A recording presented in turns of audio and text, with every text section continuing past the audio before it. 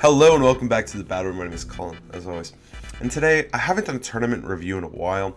And I kind of wanted to do this one because it was the last tournament that we as a community are really running before Scarlet and Violet.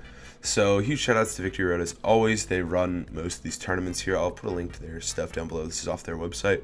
But they ran a tournament, free entry, which is amazing. And I also think creates some of the best competition because everyone wants to play.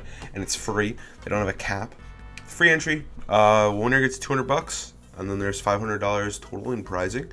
So people playing for some serious cash here. Unfortunately, none of the people we're going to look at first got any of said cash. Alright, we got Rinya's Sun. Boring, nothing really to talk about here. Got Ferrothorn plus Yveltal. It's pretty interesting. Ferrothorn was kind of a thing that popped up at Worlds a little bit, like a tiny bit. I had the glory to get throttled by it twice. Not fun, but it's very good in the Zaysh Ogre. Kind of a weird team. It looks like they're really relying on the Ferrothorn. Pretty neat team, though. I think it's an interesting take. It looks awful until they're Yveltal. Don't know how they deal with that guy. But I guess it's also like, how much Yveltal you're really going to play? We got Reshiram. Reshiram plus Zacian. Wow, that is ground weak. That's Groudon food right there. I guess you got Lando for that. Sun looks like a difficult matchup. I'd be interested to see how they deal with Rinya and stuff. But I guess you have like Blastoise. Blastoise is pretty good.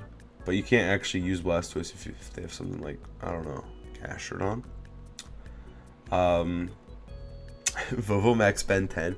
Dude, I play this guy so many times on ladder before Worlds.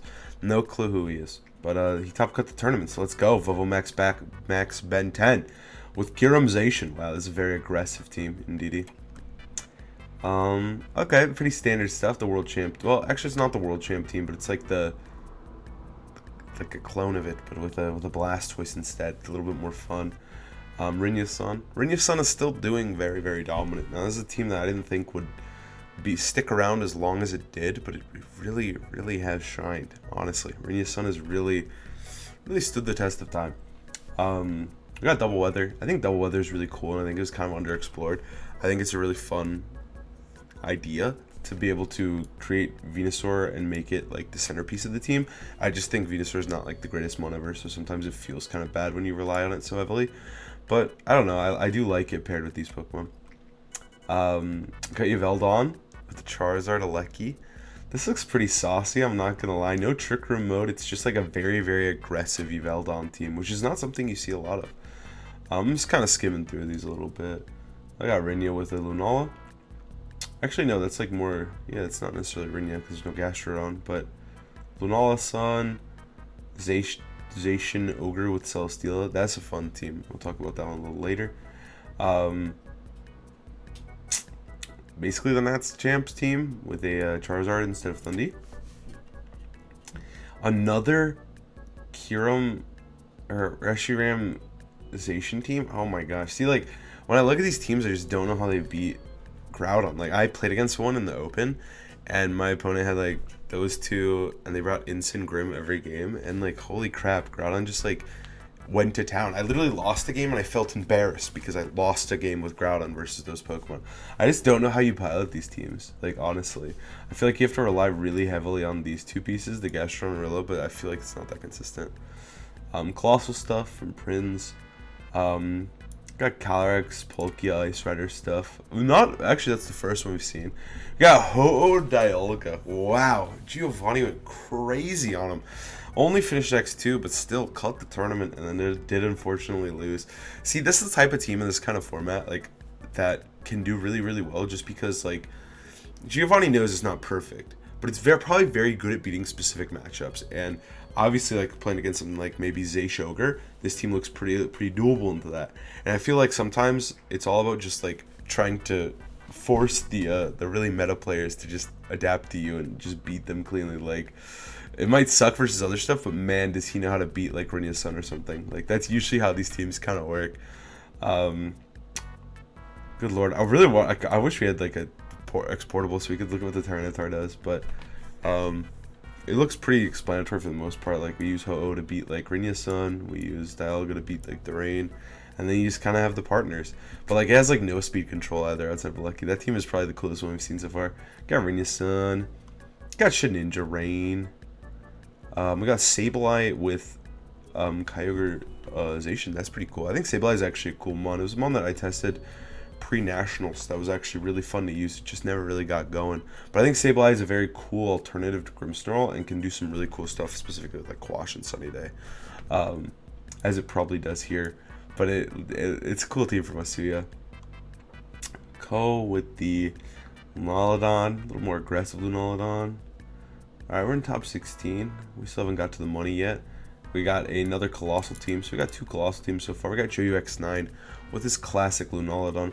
I was very curious to see how Joe would do in this tour. X2 top 16. Probably missed some blades. Sounds about right. We got Lunaludon again. The same version actually. Exact same team as Joe's. Is this where all the Lunalas got all clogged up, got stuck? Chris with the another what's it called?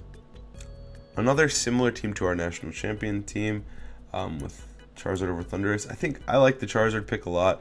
I feel like it puts a lot of pressure more aggressively than Thundurus, but like without Thundurus, I feel like the mirror becomes a little scarier. Like, 'cause Charizard's not really great in the mirror. Well, I guess it's a little different because there's a Gastron too. Got the world champ team. No, there's a Landorus over Boomer. Okay. Zacian, Cali, Charizard, Thundurus. It's a wild team. This looks like a nightmare to play against in best of 1. We got Whimsicott. We got like Indeedee Calyrex, which makes me scared. It makes me think there's like a Trick Room option or something. It makes me feel like this thing is Trick Room and we get screwed. Like, it looks like a nightmare team. Ink with the final run with his rain team again, placing 9th. That's pretty solid stuff. You can't really complain there. Good team. All right, now let's look at the teams here. So we've got ourselves a Zacian, Calyrex, Insun team. So again, like the world champ team, but with Lando over Rill. I believe Brady Smith used this at the World Championships. I think it's a really solid team. I feel like it gives the pressure to the player, and it I feel like Eddie's team, like the team that won, I really don't think it's like that incredible. It's more just like it gives you so many tools, right? So in a way it is kind of incredible, but it's more just about like letting the player shine. Like, I think we could have given everyone the team, and Eddie probably still wins the tournament because he's just more comfortable and more confident in that team. And I feel like it's not a team that you just get to pick up and steal and just like, oh, I just win the tournament now, I have Eddie's team, right? No, it doesn't really work like that. And I feel like in this team is like a similar thing where like this player just popped off with it and it just gives them a lot of control. Torviv in 7th. I believe Torviv has played Double Weather. Yeah, the original Double Weather team was Torviv's as well. I believe there's a Tornadus over P2.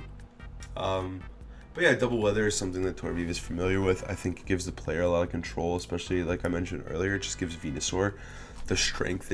It's just a better Pokemon, right? Because like Venusaur and Sun is great, but Venusaur and Rain is actually pretty strong too, because you get rid of its weakness to Incineroar. You give it Weather Ball, which you can now choose between a normal Max Strike, a Max Geyser, and a Max Flare all in one, and you have more control over which one it is just based on having both weathers. So I think Venusaur plus Torkoal is a pretty cool combo, and it is cool to see it pop off here on the one of the final tournaments here of Sword and Shield. Excuse me? There's a Jellicent in my top 8? What? Jellicent out of nowhere. Jellicent hasn't been a mon that I've seen probably since like Series 2, since Incineroar came back out. What the heck is going on here? That's an incredible bring for this tournament. What a call. This looks like a team that someone's been working on and trying to get right for a while. Like, it looks like Jellicent was there for very specific things. I do remember seeing the set on Twitter. Was Water Spout, Strength Step, Trick Room, and I think Will-O-Wisp, yep. And so it looks like it's mainly a way to deal with Ice Rider, and I feel like that is what it's good at. Is Jellicent's very good into Poke Ice Rider, because usually they don't carry Rillaboom. So all you have to do is deal with like an Incineroar or a Lecky, which is really easy to do when you have a Groudon. So you have Jellicent deal with the Trick Room mode, and you have Groudon deal with the out of Trick Room mode. So it seems like a good answer to it. I would have to see it in play. I might go back and watch the VODs, because Jellicent in top 8 is pretty out of nowhere and actually pretty cool. We got Rinya's Sun. I'm not gonna even talk about it. We got Rinya Sun again. Nice. I mean, it's still just a good team. All right, I'll talk. I'll bite. Rinya Sun is really good, and much like Edu's team, as I mentioned earlier, it gives you the tools you need to be a good player. And I feel like we have two good players here, and they pilot it incredibly well. And it's no surprise that it's 4th and 5th here. And next up, we have Rinya Sun, but with Lunala. It just makes it more tasteful. It just makes it look better. Lunala gives it a different kind of mode. Perfection. Perfection. I love it. Alright, and then, okay. In second place, we have Celesteela Rain. My friend Toller was all about this team. I think it is a pretty cool team.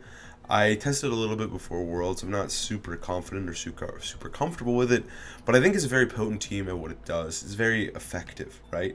It wants to play around the Celesteela endgame, specifically, especially into like Zacian and to potentially Kyogres. If you can get some Max Quakes going, Celesteela can get absolutely ridiculous.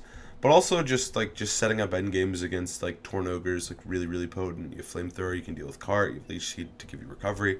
It's just kind of a cool team. And then you also just have really good pieces of Kyogre and Zacian. Like, your opponent has to deal with these two while also knowing that Celesteela still exists. And that's not fun to do. And the winner is Snow with the Zacian Kyogre team, Incineroar, Whimsicott, and Thunder. So this was a team that I would say around World's time became pretty popular. I like to think of it as like Rinya Sun's Rain counterpart. Like, I think Tornogre for a while was like the main Zaciogre way, but I feel like this is the more standard Zaciogre in the end of the meta, end of the format. That this is the end all be all for Zaciogre, and I think this is a really potent team. You give yourselves tons of amazing tools. You have Tailwind if you want it. You have this Thunderous mode. You have 2 Fake Outers that can go with anything. Like, it's kind of a beautifully made team. And I played against it a lot, and I'm sure Snow has really quite mastered it. So congrats to Snow for winning this tour. It's kind of sad to see that Sword and Shield is ending. This is the last big tour we're going to have of Dynamax. But you know what? I'm kind of glad I didn't play in it. This format was a nightmare, and I'm kind of glad that we can finally be free from Dynamax and be free from these restricteds. I think Zacian is a lot of fun to play with, but can be really oppressive. And like, it feels like cheating when you have Zacian and your opponent doesn't, just because Zacian is just so ridiculously strong. Obviously, there's a lot of restricteds that are good besides Zacian, but I feel like Zacian made it unbearable in a way, but also then it made Incin like almost necessary on every team, and it created this really unhealthy dynamic. But like, I think Incineroar saved the format. I think this format would be awful without Incineroar, and yeah, I don't know. I don't have too much thoughts on Series 12. I'm kind of numb to it. I'm happy it's over, but I do think it had a lot of depth, and I think it really rewarded the players who mastered it and spent so much time figuring out the lines and the different flowcharts, just how to beat other teams and how to master your archetype. Because I think that's what ultimately Series 12 is about mastering what you chose, what 2 you chose, and using them better than everyone else. So anyways, that's all I really got to say about Series 12. I hope you guys enjoyed the video. Please like, comment, subscribe. Helps me out a ton. I'll see you guys tomorrow with another video. Peace.